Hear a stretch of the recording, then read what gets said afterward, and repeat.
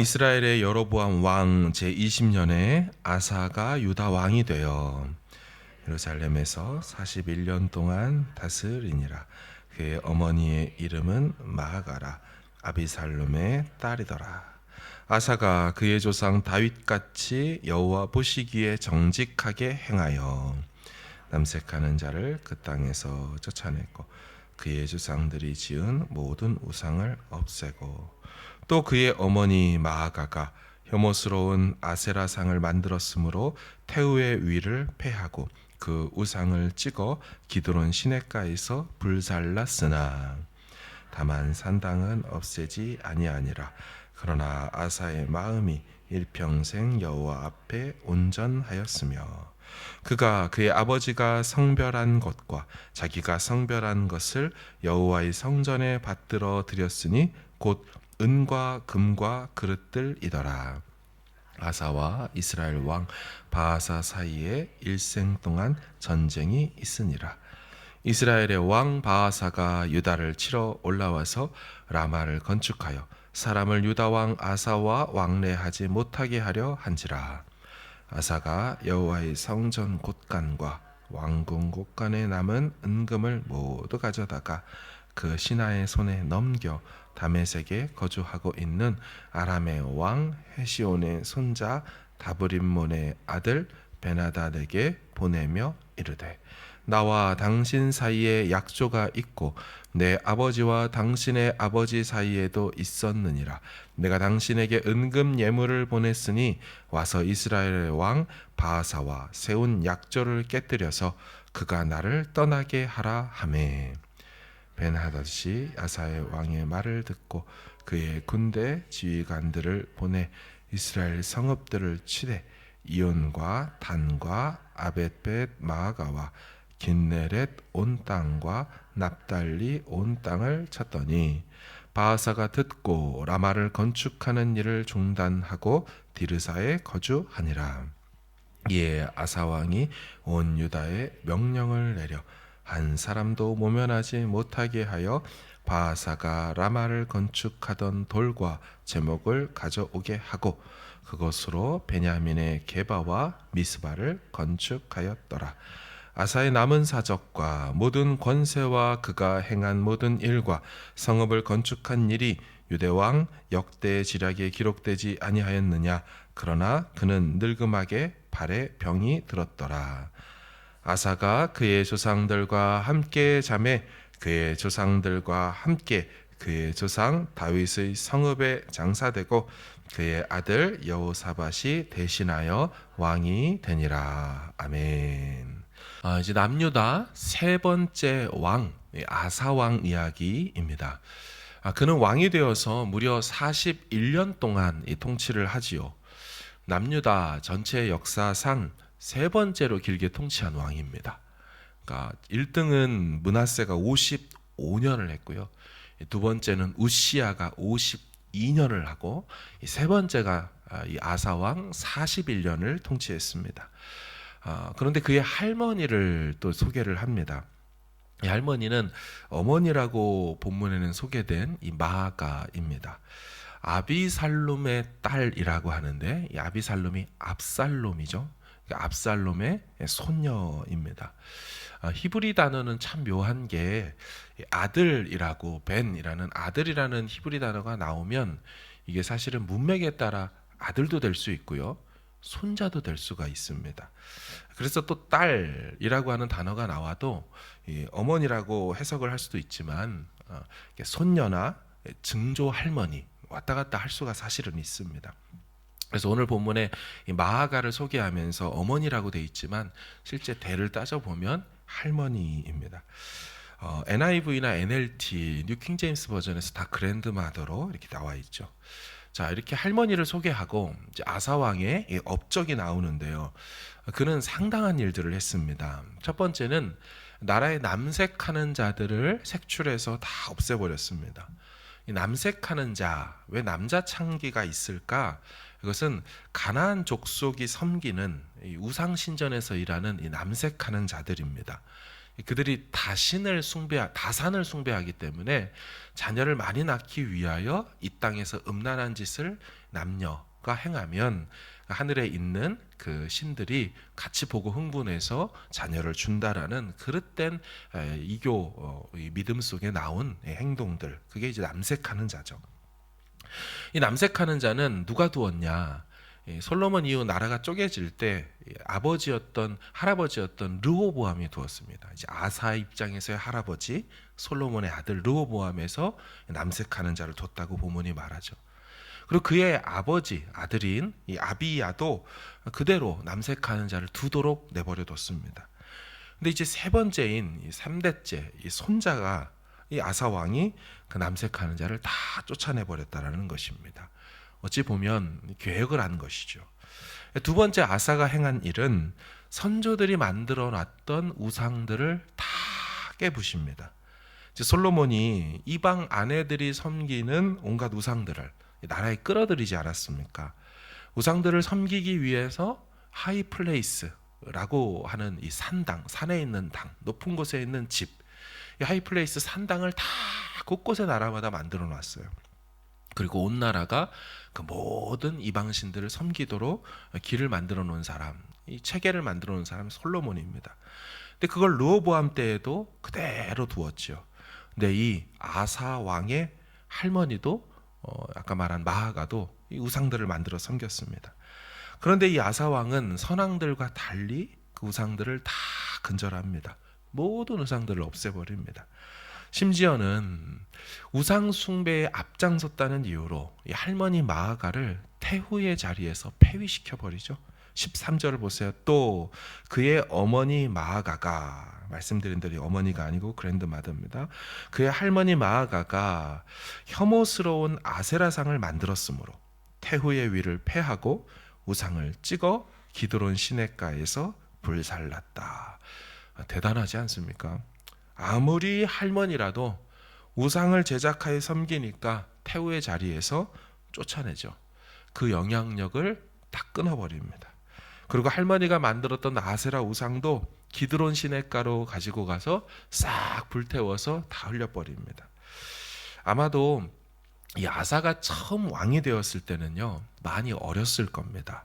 그러니까 아버지인 이 아비야가 3년을 통치하고 죽지 않습니까?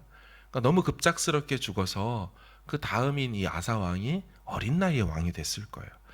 그러다 보니까 통치 초기에는 이 할머니의 영향력 아래서 그렇게 이렇게 섭정왕처럼 있었을 겁니다. 그런데 본인이 나이가 들고 의식이 생기고 믿음이 생기자 이건 아니다 해서 이 우상 숭배를 하나하나 근절해 나갔던 것이죠. 자, 세 번째로 아사 왕이 했던 일은요, 여호와의 전에 귀한 금과 은, 이 그릇들을 받들어서 딱 드립니다. 이처럼 아사 왕은 처음 시작할 때 오늘 병문 평가가 매우 좋지요. 11절을 보시면 아사가 그 조상 다윗같이 여호와 보시기에 정직하게 행했다. 이런 표현의 평가를 받는 사람이 많지 않습니다. 남유다의 20명의 왕, 북이스라엘의 19명의 왕, 합쳐 39명의 왕 중에 이런 표현은 8명만 성경의 평을 받습니다. 다윗을 떠올리게 하는 왕 8명밖에 없었죠. 그 8명 중에 첫 번째로 등장하는 사람이 이 아사 왕인 것이죠. 그러니까 그의 행한 바, 업적들을 성경이 칭찬합니다. 아마도 당시에 뉴스나 신문이 있었다면 이런 문구들로 이 왕의 업적들을 연일 보도했을 겁니다. 우상 타파 꽝, 그죠? 우상을 섬기는 자기 할머니 폐위, 이런 식으로 보도가 나오겠죠. 대대로 내려온 집의 갑오, 우상이란 이유로 불태워 여호와께 가장 귀한 것 드린 왕, 이런 식이 나올 거예요. 아사는 누가 봐도 정직히 행했던 왕이고요, 다윗 왕을 생각나게 하는 왕입니다. 그런데 이 아사 왕의 전체 인생을 요약해 보면 전체는 그렇게 평을 받기가 어렵습니다. 처음에는 선하게 행하다가 마지막에는 망가진 왕이라고 보면 될 것 같습니다. 영적 용두사미의 인생, 이게 아사의 인생인 거죠. 처음 그의 통치 초기는요, 철저히 여호와를 의지합니다. 야, 이런 왕이 있었어? 할 정도로 하죠. 인맥도 혈연도 따지질 않습니다. 아무리 조상들이 선조들이 섬겼다 해도 그 모든 우상들 다 깨뜨리고 불태우죠. 자신이 가졌던 귀한 것도 하나님 성전에 먼저 드릴 줄 압니다. 누가 봐도 본이 되는 인물이죠. 하지만 어느 날 찾아온 국가적 위기에 그렇게도 잘 의지하던 여호와를 잊어버립니다. 그리고 위기 앞에 흔들려서는 세상을 의지하기 시작합니다. 실제 상황은 이렇죠. 이 남유다 왕 아사가 통치하고 있었는데 그 북이스라엘의 다른 왕인 바아사라는 왕이 전쟁을 걸어옵니다. 이 전쟁을 아주 교묘하게 압박하면서 해오죠. 여러분, 늘 전쟁은 국경에서 많이 일어나지 않습니까? 국경은 예민한 곳입니다. 우리도 38선 휴전선 예민한 곳이죠. 그런데 이 북이스라엘 왕이 북쪽에서 밑으로 내려오는데 그 경계선쯤에 사실은 우리도 이 38선 근처에 사실 서울이라는 수도가 있는 것처럼 딱 닮아서 그 경계선에 예루살렘 이 수도 도시가 있어요. 근데 예루살렘 입장에서 위로 8km 딱 올라가면 그곳에 라마가 있는데 그 라마에다가 북쪽에서 요새 하나를 건설하기 시작합니다. 거기다 돌을 가져오고 나무를 가져와서 남유다 입장에서는 보면 애매하게 눈앞에 있는 곳에다가 북쪽에서 요새를 건설하죠. 그러니까 북이스라엘 바하사 입장에서는 이 남유다를 감시하는 곳이죠. 그리고 행여나 자기네 나라 북쪽에서 남유다로 내려가지 못하도록 길목을 막고 있는 뭐 그런 행동들입니다. 그리고 압박할 수 있죠. 북이스라엘과 이 전쟁이 계속되는 중에 이 앞마당에 딱 이렇게 요새를 건설해 놓으니까 이 남쪽 입장에서 아사 입장에서는 속이 타들어가는 겁니다. 야, 저 애매한 데에다 지금 건축을 시작했네. 여러분, 이때 아사 왕은 남유다 왕은 어떻게 하면 좋습니까? 하나님의 사람을 찾아서 묻든지 이거 어떻게 해야 됩니까?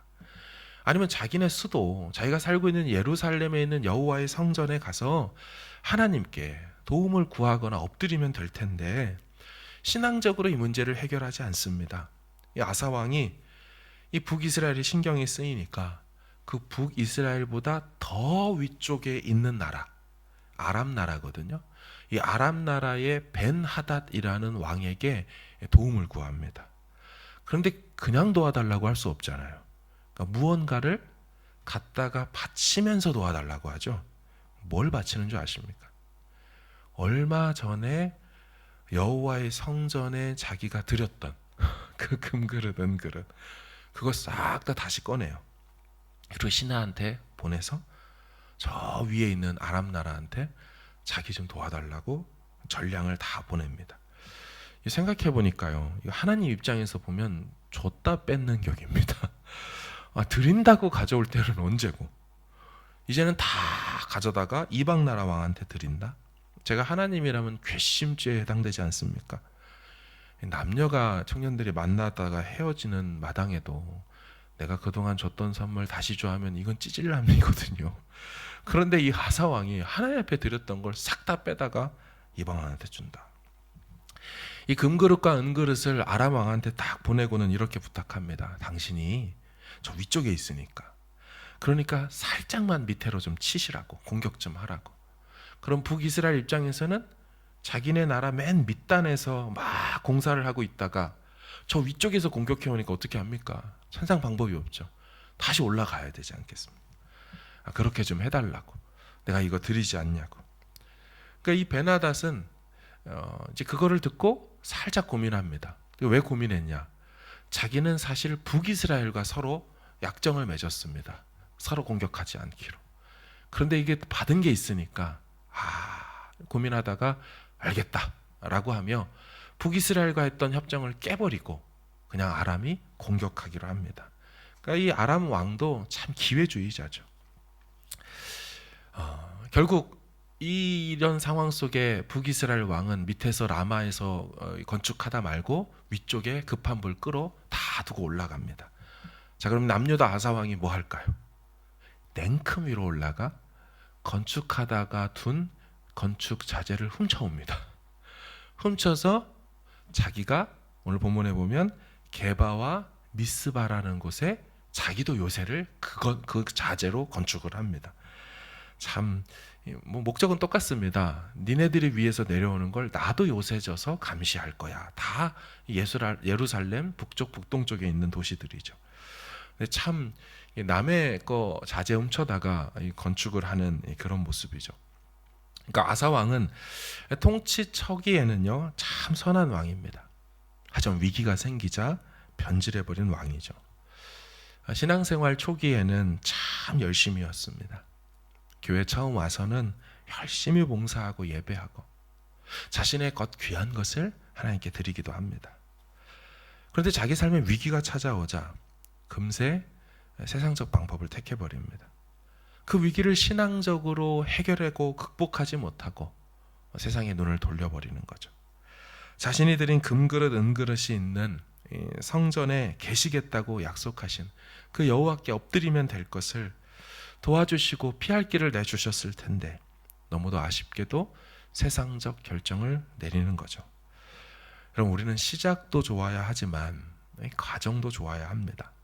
시작도 신앙적으로 시작해야 하지만 과정에서도 신앙을 붙들고 끝까지 버텨내야 하는 것이죠.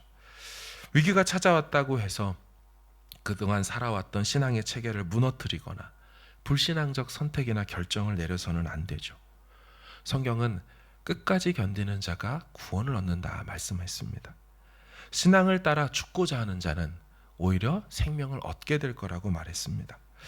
살 것처럼 보이고 내 눈에 에덴 동산처럼 보이지만 사실은 살지 못하는 필경 사망의 길이 될 수도 있습니다. 에덴인 줄 알고 갔지만 소돔과 고모라가 될 수가 있죠. 갈라디아서에서는 이런 말을 합니다. 너희가 이같이 어리석으냐?